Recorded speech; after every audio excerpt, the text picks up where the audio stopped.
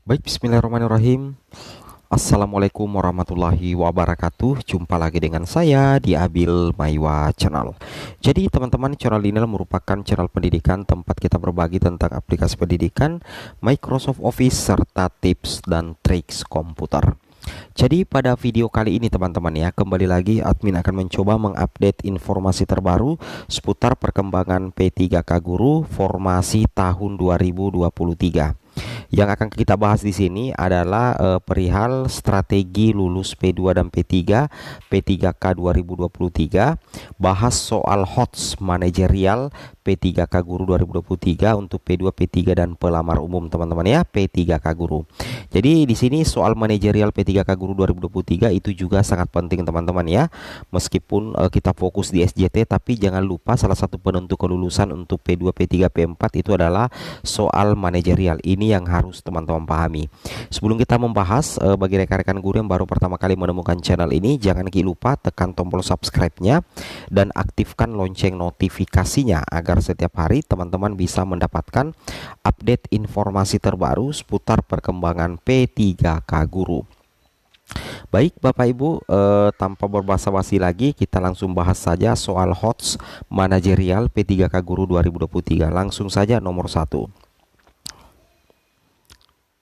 Ya, ini dia soal nomor 1 teman-teman ya. Ketika atasan saya memberikan tugas yang saya rasa sangat sulit, maka saya akan.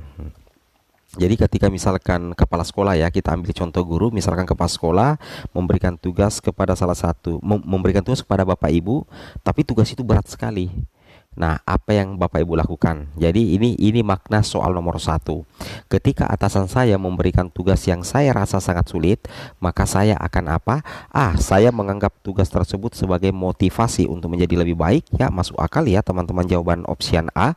Kemudian B, seharusnya atasan saya mempertimbangkan kemampuan bawahannya ketika memberi tugas. Ya, masuk akal juga ya. Jangan asal memberi tugas kepada guru teman-teman ya.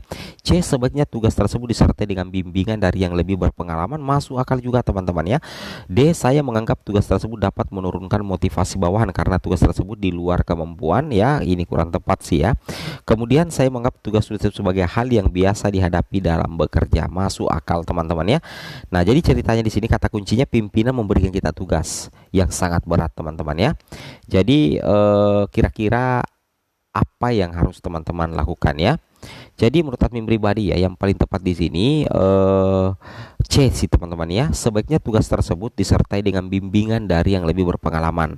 Karena tugas itu sulit. Jadi kita butuh dulu bimbingan sih teman-teman ya. Bimbingan dari rekan sejawat mungkin yang pernah mengemban tugas ini sebelumnya. Seperti itu ya. Atau misalkan teman-teman berbeda jawaban dengan saya ya, silahkan komen lah teman-teman ya di kolom komentar di soal nomor 1 ini. Oke, lanjut. Kita pindah ke soal nomor 2 teman-teman. Nah, soal nomor 2 seperti ini. Dalam bekerja, jenis tugas yang paling saya sukai. Nah, ini ya dia teman-teman ya. Dalam bekerja, jenis tugas yang paling saya sukai adalah A, tugas yang sulit dan menantang. B, tugas yang tidak menyulitkan saya. Tugas yang sesuai dengan kemampuan saya. Tugas yang sesuai dengan job description saya. Tugas yang mudah dikerjakan agar hasilnya maksimal. Jadi kira-kira mana yang melambangkan teman-teman ya ketika kita bekerja ya? Apa yang kalian sukai ya? Oke, dalam bekerja jenis tugas yang paling saya sukai ini tergantung pilihan kalian sih ya. Rata-rata ini bisa kita pilih teman-teman. Tapi kalau menurut admin pribadi, dalam bekerja jenis tugas yang paling saya sukai itu adalah tugas yang sesuai dengan tugas yang sulit dan menantang. Kenapa? Karena di tahun 2023 ini teman-teman, kita harus keluar dari zona nyaman. Minimal ketika kita memilih tugas, usahakan tugas itu menantang lah teman-teman. Karena kalau tugas itu terlalu gampang juga, itu kita uring-uringan bekerja sih teman-teman. Jadi supaya kita fokus, sebaiknya kita memilih tugas yang sulit, kemudian menantang, sambil kita juga bertanya kepada orang-orang yang lebih berpengalaman teman-teman. Atau mungkin kalian tidak sependapat dengan jawaban saya, silahkan kalian komen di kolom komentar ya untuk soal nomor 2 ini. Oke, lanjut teman-teman ya, soal nomor berikutnya. Ini agak panjang ya.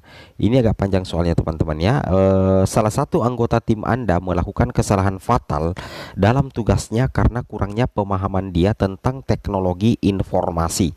Sebagai ketua tim, apa yang Anda lakukan? Jadi ada salah satu anggota kita ya, ada satu tim yang salah satu anggotanya itu membuat kesalahan fatal dalam tugasnya karena kurang pemahaman teman-teman ya, kurang pemahaman terkait dengan teknologi informasi. Misalkan teman-teman ada di kasus ini dan teman-teman sebagai ketua tim, apa yang Anda lakukan? Ya, silakan teman-teman komen dulu sih ya di kolom komentar. A. Mengumpulkan semua anggota tim dan membahas serta mencari jalan keluar. Ini masuk akal teman-teman ya, opsi A ini masuk akal. Kemudian mengundang ahli IT untuk memberikan pengetahuan kepada tim tentang cara penggunaan teknologi informasi. Ini sangat tepat. C. Segera memperbaiki kesalahan agar tidak semakin luas dampak yang ditimbulkan. Ya, kita harus punya strategi ya. C ini bukan teman-teman ya. D. Mengumpulkan anggota tim dan membahas permasalahan anggota tim yang bermasalah tersebut. Masuk akal. Mengeluarkannya dari tim, salah. Jadi menurut admin pribadi ya, kira-kira kalau kalian mana jawaban yang paling tepat ya? Kalau menurut admin pribadi yang paling saya tepati ini B. Mengundang ahli IT untuk memberikan pengetahuan kepada tim tentang cara penggunaan teknologi informasi. Kenapa bisa admin pilih opsi B? Karena kata kuncinya ada di sini. Orang ini atau tim ini membuat kesalahan, satu anggota di tim ini membuat kesalahan fatal dalam tugasnya karena kurangnya pemahaman dia tentang teknologi informasi. Karena kurang pemahaman, maka perlu kita mengundang ahli IT untuk memberikan pengetahuan teman-teman ya. Makanya tolong ya, jangan terjebak dengan soal. Jadi menurut admin pribadi jawaban yang paling tepat itu B teman-teman ya. Jawaban yang paling tepat itu B. Oke, kita lanjut lagi untuk soal nomor berikutnya. Soal nomor berikutnya ini teman-teman ya. Ketika atasan memberikan tugas kepada saya yang cukup rumit dan membutuhkan waktu untuk menyelesaikannya sehingga membuat Anda harus selalu stay di kantor, tiba-tiba istri menelpon dari rumah sakit bahwa anak saya masuk rumah sakit. Menghadapi situasi ini yang saya lakukan adalah apa? Jadi anggaplah seperti ini ya. Anggaplah hari Senin kita mendapatkan tugas yang sangat berat dari kepala sekolah. Tiba-tiba HP kita berbunyi dan ada panggilan dari istri atau suami bahwasanya anak kita itu masuk rumah sakit. Apa yang harus dilakukan dalam kondisi seperti ini? A. Mengkomunikasikan pada atasan bahwa saya harus meninggalkan kantor untuk menjenguk anak. B. Menceritakan masalah yang saya alami kepada atasan. Ya. C. Mengerjakan tugas dengan sungguh-sungguh. D. Tetap tinggal di kantor menyelesaikan tugas. E. Langsung bergegas menemui anak. Istri saya selalu menelpon atasan. Ya, karena ini persoalan sakit, apalagi anak kita sendiri yang sakit teman-teman, tentunya kita tidak akan tega. Kita akan pasti langsung ke rumah sakit. Jadi yang opsi paling tepat di sini teman-teman ya. A. Mengkomunikasikan pada atasan. Jadi kita komunikasikan pada atasan dulu, artinya kita jelaskan kepada atasan dan kita minta izin kepada atasan bahwasanya saya harus menjenguk anak saya ke rumah sakit. Nah, jadi mengkomunikasikan pada atasan bahwa saya harus meninggalkan kantor untuk menjenguk anak. Ini opsi yang paling bijak teman-teman ya, sebagai seorang suami yang bertanggung jawab ya. Oke, kita lanjut lagi soal berikutnya. Ya, soal berikutnya teman-teman ya, seperti ini. Sebagai bagian dari penerapan sistem informasi yang baru, setiap pegawai di kantor saya diminta untuk melakukan update data pribadi secara offline ya. Tindakan saya adalah, jadi intinya di sini ada pertanyaan. Sebagai bagian dari penerapan sistem informasi yang baru, setiap pegawai di kantor saya diminta untuk melakukan update data pribadi secara online. Tindakan saya adalah A. Meminta bantuan pendampingan karena keterbatasan saya di bidang teknologi.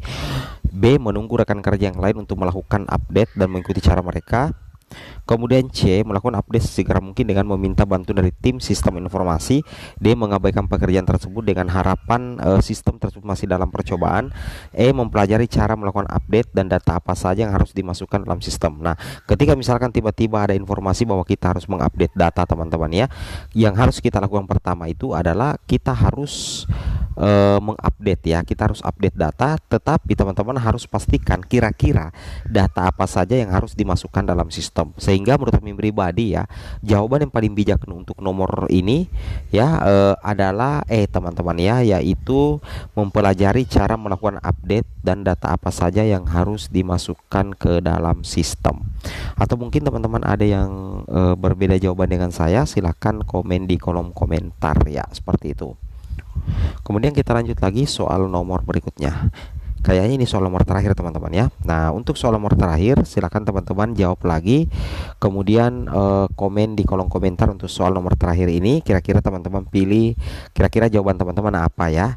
Kita bisa diskusi di kolom komentar. Assalamualaikum warahmatullahi wabarakatuh.